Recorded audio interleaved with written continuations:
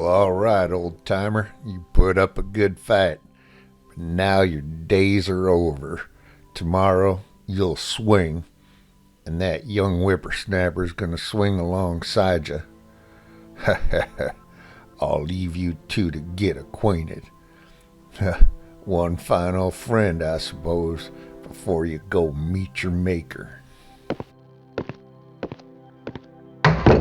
Damn!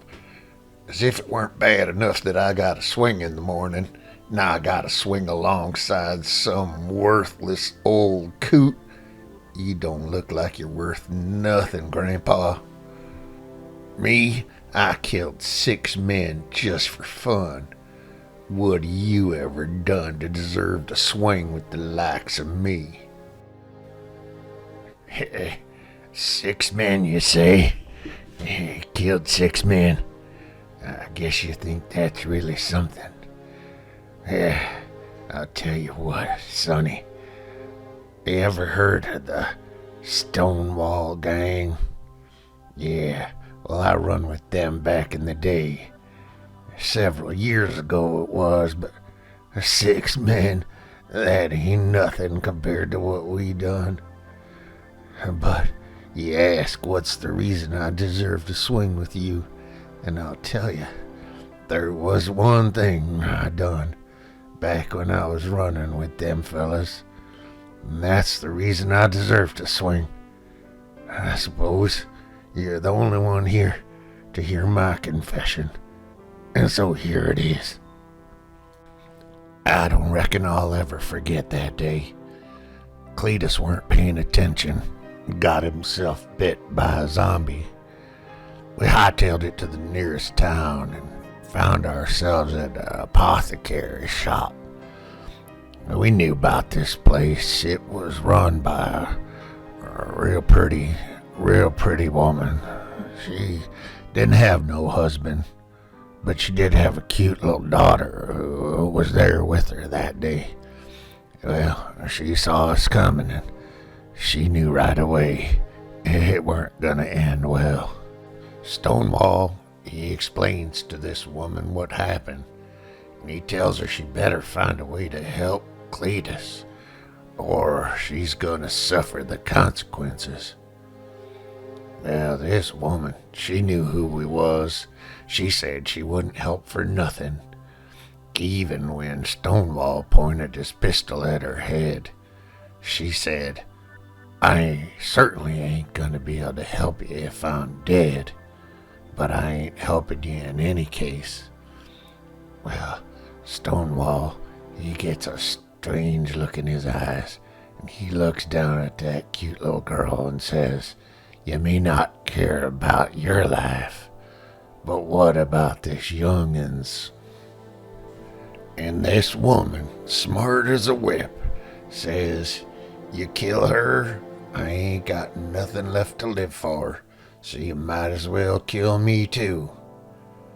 So that's when Stonewall gets an idea.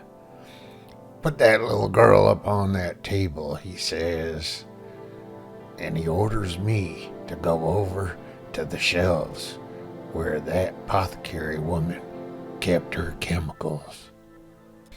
So then Stonewall has me fill up a syringe with the nastiest looking thing on that shelf. A thick purple liquid, likes of which I never seen. That woman, she responds immediately, says, be careful with that. I don't even know what it is. I don't know what it does. And Stonewall looks back at her and says, I guess we're about to find out. That's when he has me stick that syringe into the little girl's arm. I only injected just a little bit, but immediately you could see it was having a terrible effect. And as that little girl lies writhing on the table, the rest of the gang just takes to laughing. Okay, the woman says, I got what you need right here.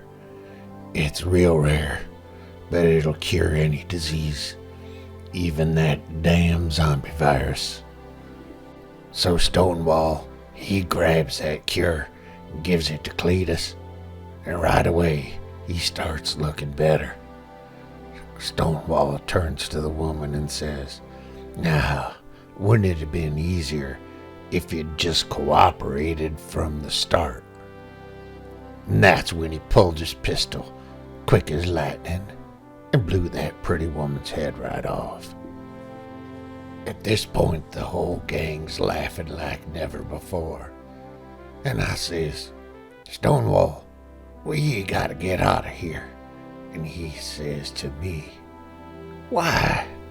We ain't finished yet."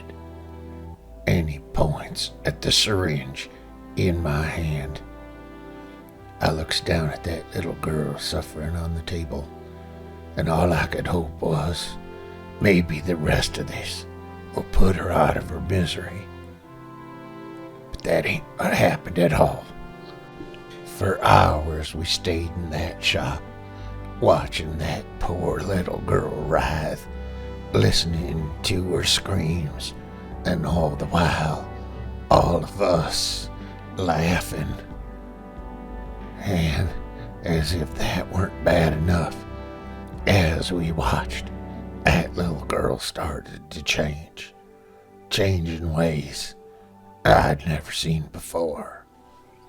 Every night since then, I seen that girl's terrible face in my dreams, and them terrible yellow eyes. I don't suppose I'll ever forget.